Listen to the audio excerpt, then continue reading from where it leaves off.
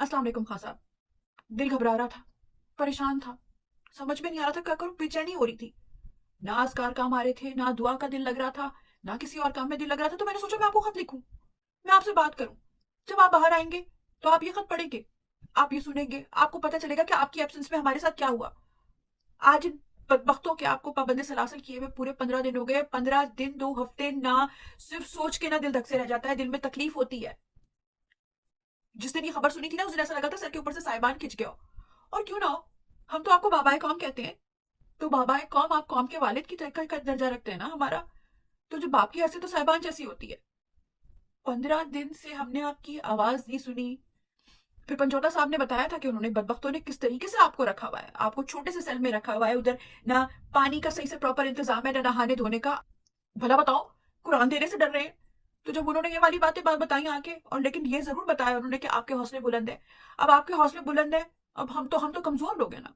हाँ, हम तो उतनी हमारे अंदर हिम्मत है ही नहीं। हम तो फौरन मायूस हो जाते हैं, हम तो परेशान हो जाते हैं। 15 दिन हो गए आपकी आवाज सुने हुए, नहीं तो हमारी हिम्मत तो टूटनी थी ना। फिर ऊपर से ये सुनने को मिलता है कि उन्होंने आपको रखा हुआ किस तरीके से है, तो हमें परेशानी होती है कि वहां पे आपको जानमाज बिछाने तक की तो जगह नहीं है।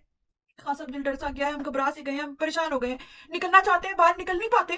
पूरी लीडरशिप नहीं दिखती हमें। ना हमें शाह महमूद कुरैशी दिख रहे हैं, कोई हमें दिखता ही नहीं है, ना पार्टी कॉल दे रही है। हम क्या करें ना, अब नहीं समझ में आता।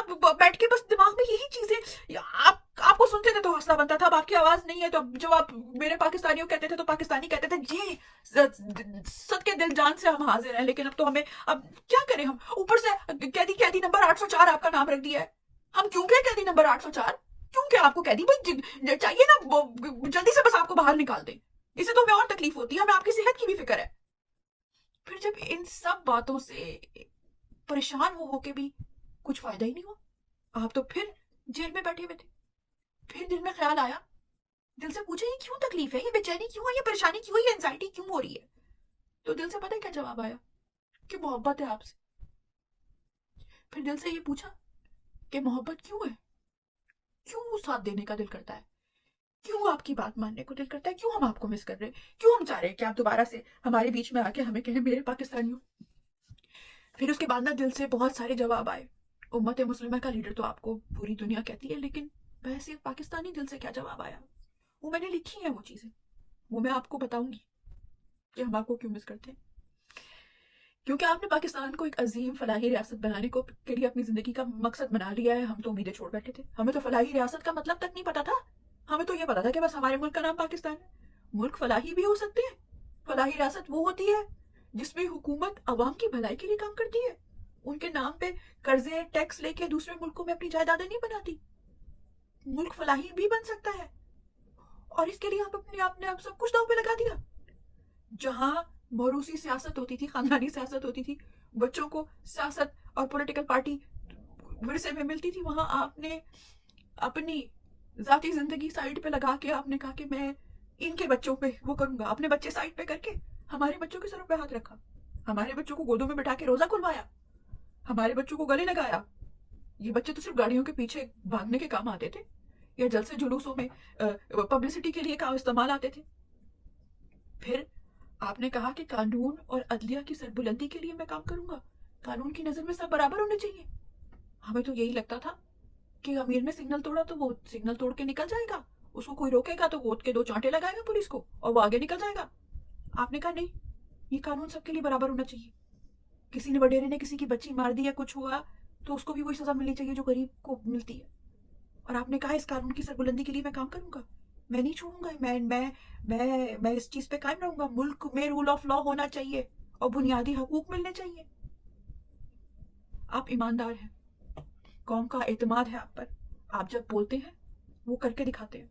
हाँ, आपको टाइम नहीं दिया, हम बेसब्रे हो गए थे पहले। जब आपको मौका मिला था ना, आपने ये जवाब, या आपने, हमें तो ये भी नहीं पता था कि लीडर्स के साथ सवाल जवाब भी हो सकते हैं, ये शऊर भी आपने दिया। लेकिन हम तड़ाक पड़ाक करके, आपने जहां हमें थोड़ा सा सिखाया, हम तड़ाक पड़ाक करके वही वही शुरू हो गए थे।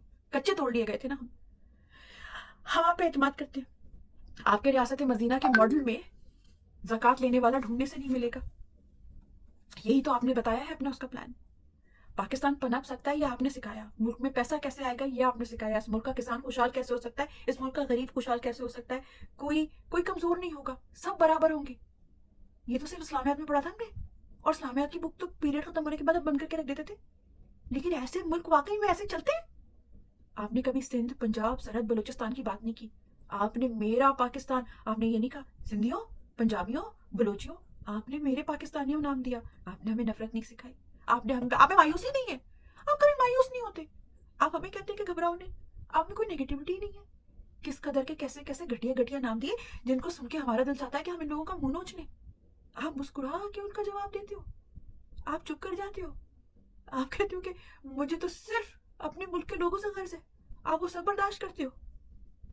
آپ ہم سے محبت کرتے. آپ نے اپنی ساری آپ کو کیا کچھ مل سکتا تھا. آپ یہ ملک چھوڑ کے جا سکتے تھے. آپ نے ملک چھوڑ کے جانے کے لیے انکار کر دیا. وہ ہمارے لیے، ہماری وجہ سے. ہم کرپشن سے تنگ تھے، ہم غلام تھے، ہم تو مایوس ہو چکے ہوئے تھے. ہم صرف کمپلین کرنا جانتے تھے، لیکن آپ نے آگے بڑھ کے بیڑا اٹھایا اور آپ نے کہا نہیں، یہ ملک پنپے گا. صنعت، طب کا شعبہ، کنسٹرکشن، اسکول، اسپتال، بیرون ملک سے کیسے پیسہ آ سکتا ہے، سرمایہ کاری کیسے کی جا سکتی ہے، بیرون ملک سے دماغ بنا کے اور پروجیکٹس بنا کے پاکستان میں کس طرح سے لے کے آ سکتے ہیں. یہ والی چیزیں آپ نے ہمیں سکھائی کہ یہ بھی پاسبل ہے. ورنہ ہمیں تو صرف یہ پتا تھا کہ ملکوں میں تو صرف الیکشن بننے کے بعد یا تو روڈ بنتی ہے، یا لیپ ٹاپ ملتے ہیں، یا نان بٹتے ہیں. اس سے آگے تو ہماری سوچ کبھی گئی نہیں تھی. آپ نے تو ہماری سوچ کو کہاں پہ پہنچا دیا خان صاحب. آپ نے ہمیں شعور دیا ہے. آپ اس قوم کے لیے اب سب کچھ چھوڑ چکے ہیں اور آج اپنی زندگی دینے کو بھی تیار ہے. ایسا بہادر نڈر لیڈر. ہم آپ پہ یقین رکھتے ہیں. ہم کیوں نہ قربان جائیں آپ پہ.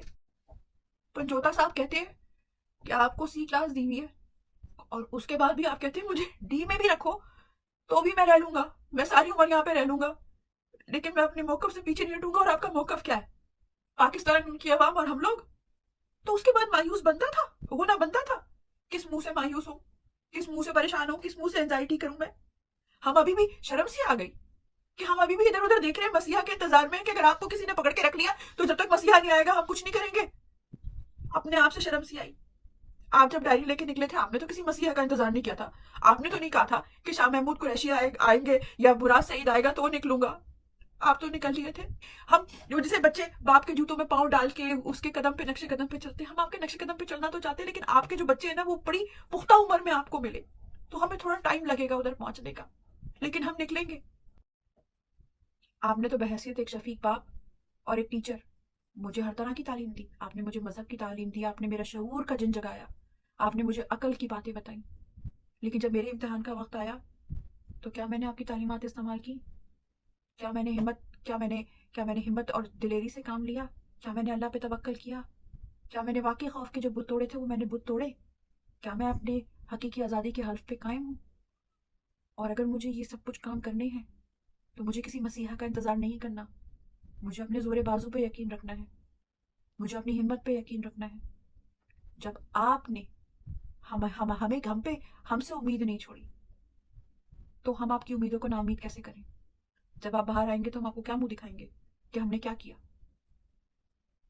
کیا ہم اپنا پورا کام کر رہے ہیں؟ اور اگر ہمیں اپنا کام کرنا ہے اور اگر ابھی تک ہم نے اپنا کام نہیں کیا ہے اور ہمیں اپنا پورا کام اپنا پایا تکمیل تک پہنچانا ہے تو ڈپریشن اور مایوسی کی تو جگہ ہی نہیں بنتی. مسلمان تو مصیبت میں نہیں گھبراتا، نہ پریشان ہوتا. آپ نے تو ہمیں ہمیشہ کہا ہے کہ گھبرانا نہیں. تو جب آپ واپس آ کے ہم سے پوچھیں گے تو ہم یہ کہیں گے کہ خان صاحب ہم گھبرا گئے تھے تو ہم نے کوئی کام نہیں کیا. نہیں خان صاحب، ایسا نہیں ہونے والا. آپ کی اولاد آپ کو اصل میں بڑھاپے میں ملی ہے. بچپن سے مل گئی ہوتی تو ہمیں جلدی جلدی باتیں سمجھ میں آتی. تھوڑے سے ہمارے دماغ پکے ہو گئے ہیں، ہمیں تھوڑا ٹائم لگتا ہے. لیکن ہم سے مایوس نہ ہو، ہم سے مایوس نہ ہو. ہم آپ سے بہت محبت کرتے ہیں، ہم آپ سے بہت پیار کرتے ہیں. ہم واقعی میں آپ کے لیے آپ کے ساتھ قدم سے قدم ملا کے کھڑے ہوں گے. ہماری اگلی منزل حقیقی آزادی ہے انشاءاللہ. اور مجھے اللہ پہ پورا بھروسہ ہے. مجھے آپ کی ہمت پہ بھروسہ ہے. اور بس آپ کو اپنی قوم پہ بھروسہ رکھنا ہے.